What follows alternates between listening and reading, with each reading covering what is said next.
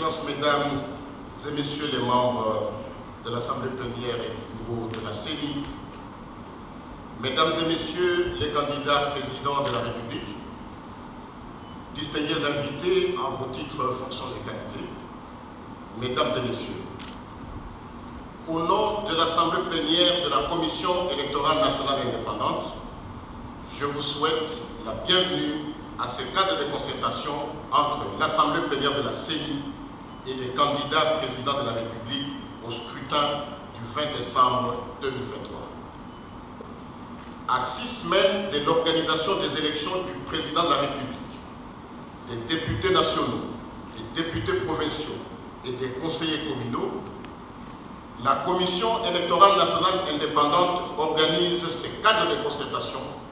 pour échanger avec les 26 candidats présidents de la République sur toutes les questions liées à l'organisation des scrutins.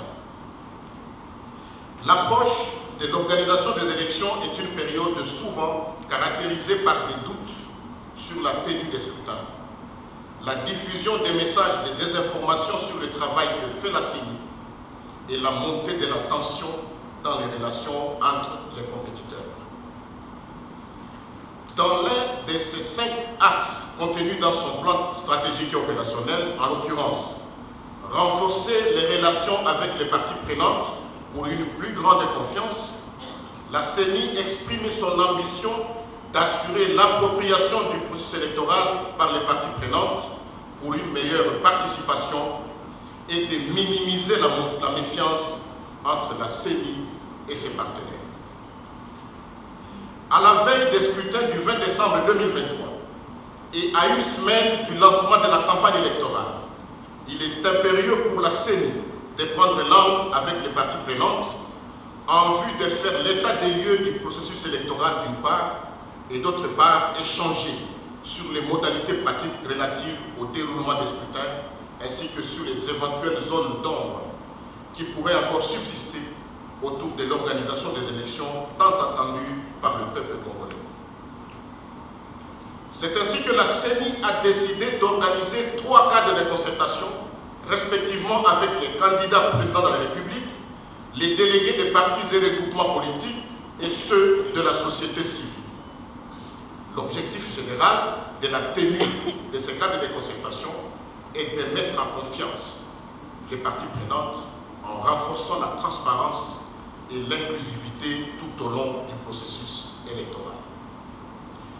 À cela, il faut ajouter quelques objectifs spécifiques, à savoir informer les parties prenantes sur le cadre légal de la campagne électorale, informer les parties prenantes sur les étapes de la procédure de vote, informer les parties prenantes sur les mesures prises par la CENI pour garantir des élections libres et transparentes.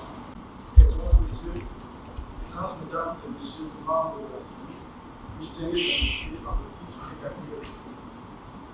J'aimerais d'emblée vous remercier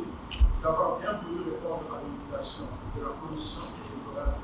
nationale indépendante pour participer à ce cadre de consultation entre l'Assemblée plénière de la CENI et les candidats présidents de la République au scrutin du 20 décembre 2023. Je me fais également le devoir de présenter les félicitations de la CENI aux 26 candidats ici présents ou représentés par leurs mandataires pour avoir franchi toutes les étapes liées au dépôt du dossier de candidature, à leur examen par la CENI et au traitement du contentieux par la Cour constitutionnelle. Les candidats retenus pour la course à l'élection présidentielle peuvent être considérés comme faisant partie de l'élite congolaise par le simple fait que l'un d'entre eux sera élu président de la République.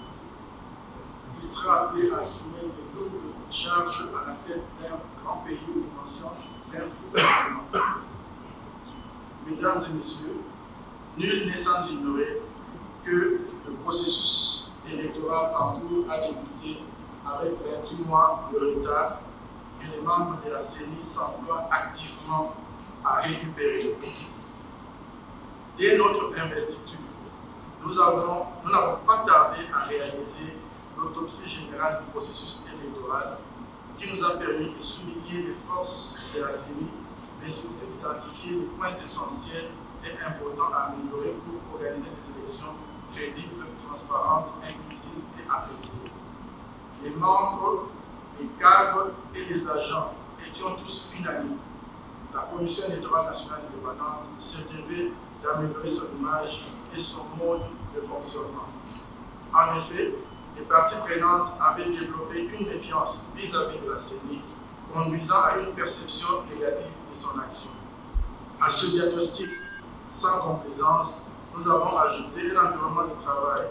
rendu de plus en plus complexe par des influences au niveau économique, social, politique, sanitaire, logistique, sécuritaire, légal, écologique et technologique. Pour cela, la CENI se devait de créer une image qui renforcerait sa crédibilité, d'améliorer la qualité du service rendu, de renforcer ses relations avec les parties prenantes pour une plus grande confiance, de construire une nouvelle culture d'inclusivité pour une plus grande adhésion et enfin d'engager une politique de gestion durable et efficace des ressources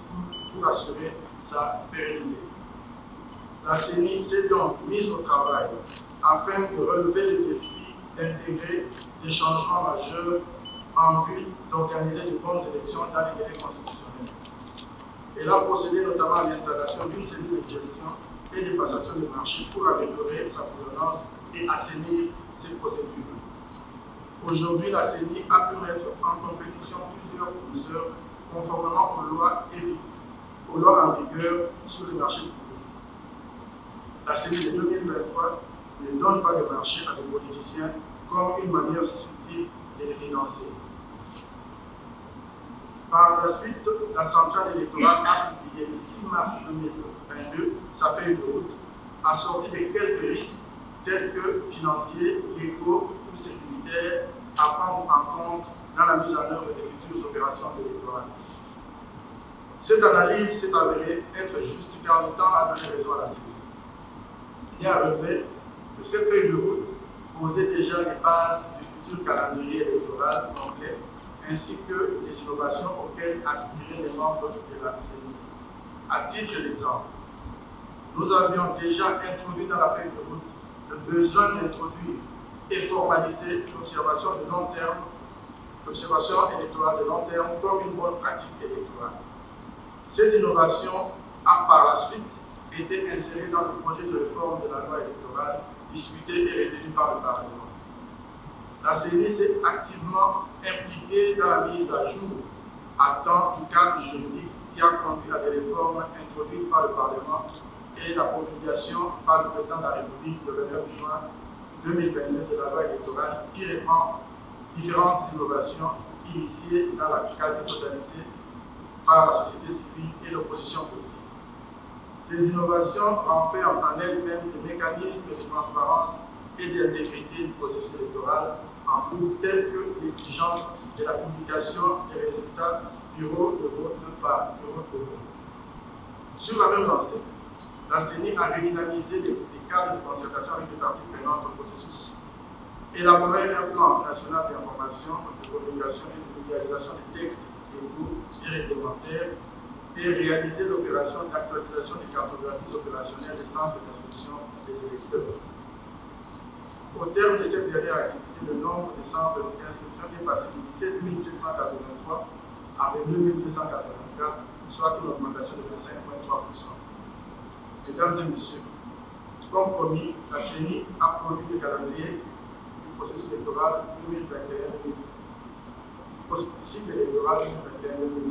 2021-2027 le 26 novembre 2022, qui a pris en compte les observations pertinentes des parties prenantes. Contrairement au cycle précédent où le calendrier électoral était dévoilé à compte-gouttes, la CENI a publié le calendrier complet du cycle électoral. La CENI est allée encore beaucoup plus loin en prévoyant l'identification et l'enrôlement des Congolais résidents à l'étranger dans une phase pilote et en programmant l'élection des conseillers communaux le même jour que celle du président de la République, des députés nationaux et provinciaux, le 20 décembre 2023. L'innovation majeure de ce calendrier proposait l'identification et l'enrôlement des électeurs en 4 mois au lieu de 12 à 16 mois de cycle passé. Pour cela, la Commission électorale a dû mobiliser près de 150 000 personnes pour mener l'opération d'identification et d'enrôlement des électeurs à travers les 26 provinces réparties en 3 aires opérationnelles ainsi que dans les 5 pays pilotes, à savoir l'Afrique du Sud, la Belgique, le Canada, les États-Unis et la France.